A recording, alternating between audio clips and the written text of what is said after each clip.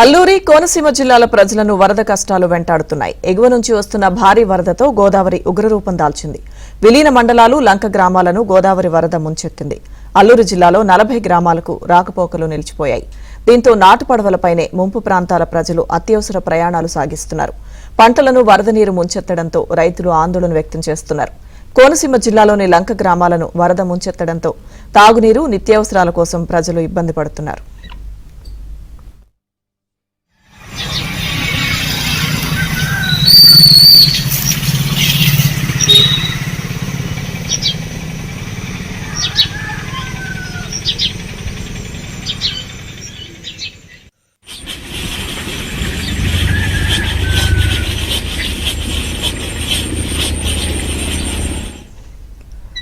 అల్లూరి కోనసీమ జిల్లాల ప్రజలను వరద కష్టాలు వెంటాడుతున్నాయి. ఎగువ నుంచి వస్తున్న భారీ వరదతో గోదావరి ఉగ్రరూపం దాల్చింది. విలీన మండలాలు, లంక గ్రామాలను గోదావరి వరద ముంచెత్తింది. ఇక అల్లూరు జిల్లాలో 40 గ్రామాలకు రాకపోకలు నిలిచిపోయాయి. దీంతో నాటు పడవలపైనే ముంపు ప్రాంతాల ప్రజలు అత్యవసర ప్రయాణాలు సాగిస్తున్నారు.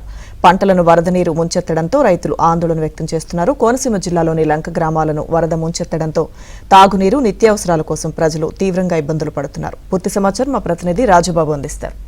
రాజుబాబు, లక్ష్మీదుర్గ ఎగువ ప్రాంతాల్లో కురిసిన భారీ వర్షాల వల్ల గోదావరిలో వరద నీరు చేరటం వల్ల గోదావరి వరద ఉధృతి కొనసాగుతుంది. గత 4 రోజులుగా కూడా ధవళేశ్వరం కాటన్ బ్యారేజీ వద్ద గోదావరి వరద ఉధృతి కొనసాగుతుంది. ప్రస్తుతం బ్యారేజీ వద్ద 1వ ప్రమాద హెచ్చరిక స్థాయిని మించి గోదావరి ప్రవాహం ఉంది. ధవళేశ్వరం కాటన్ బ్యారేజీకి సంబంధించి 175 గేట్లను కూడా పూర్తిగా ఎత్తివేసి ప్రస్తుతం 10 లక్షల క్యూసెక్ల గోదావరి జలాలకు దిగువ విడుదల చేస్తున్నారు. గోదావరి వరదల కారణంగా అల్లూరు జిల్లా కావచ్చు, అంబేద్కర్ కోనసీమ జిల్లా, ఈ 2 జిల్లాల్లో కూడా తీవ్ర ప్రభావం చూపింది. అల్లూరు జిల్లాలో విలీన మండలాల్లో సుమారుగా 40 గ్రామాలకు రాకపోకలు స్తంభించాయి. అంటే కాజువేలు, రహదారులపై వరద నీరు పొంగి ప్రవహించడం వల్ల విలీన మండలాల్లో ప్రయాణం వాహనాలు రాకపోకలు నిలిచిపోవడంతో నాటు పడవలపైనే ప్రయాణం సాగిస్తున్నారు. విలీన మండలాలకు సంబంధించి చాలా మిర్చి తోటలు చాలా ఎక్కువగా నష్టపోయాయి, వరద నీటిలో మునిగిపోయాయి. రైతులు తీవ్ర ఆందోళన వ్యక్తం చేస్తున్నారు.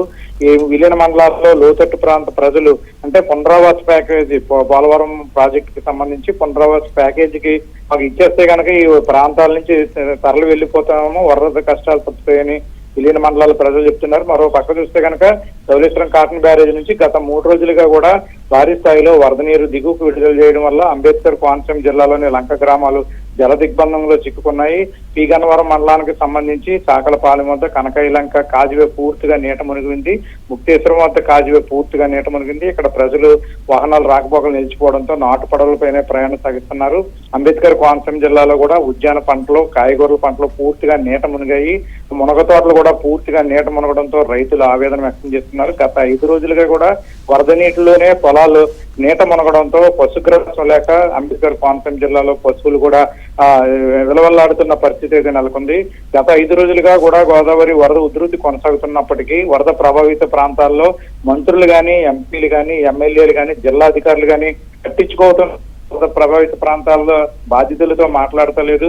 తాగునీటి కోసము, నిత్యావసర వస్తువుల కోసము తీవ్ర ఇబ్బందులు పడుతున్నామని వరద ప్రభావిత ప్రాంతాల్లో ప్రజలు తెలుపుతున్నారు. ఇక రాత్రిపూటకు సంబంధించి అంటే పగటిపూట నాటు పడవలు ఉన్నప్పటికీ కూడా ఒకవేళ రాత్రిపూట అత్యవసరం అయితే కనుక గోదావరి వరద దాటి బయటకు రావడానికి మార్గం లేదు, నాటు పడవలు కూడా అందుబాటులో లేవని కూడా లంక గ్రామాల ప్రజలు తీవ్ర ఆవేదన వ్యక్తం చేస్తున్నారు. Lakshmi Durga. Okay, thank you Rajubabu.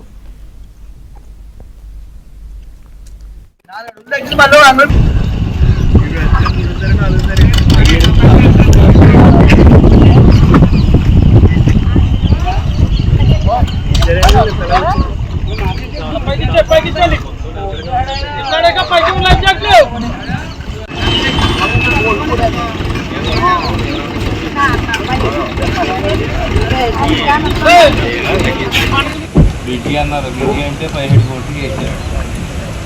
శాసనం జనం అక్కడ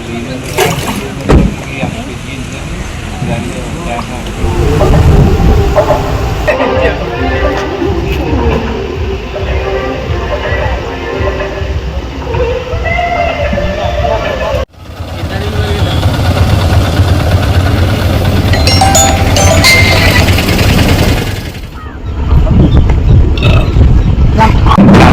కాలేదండి.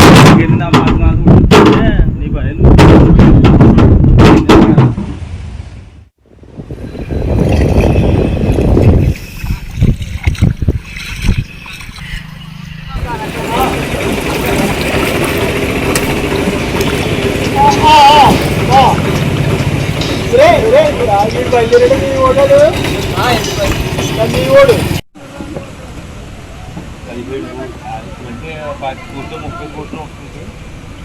17 కోట్లు వేసేది పైనుంచి వీళ్ళందరూ వచ్చేసి బ్రిడ్జి అన్నారు. బ్రిడ్జి అంటే 17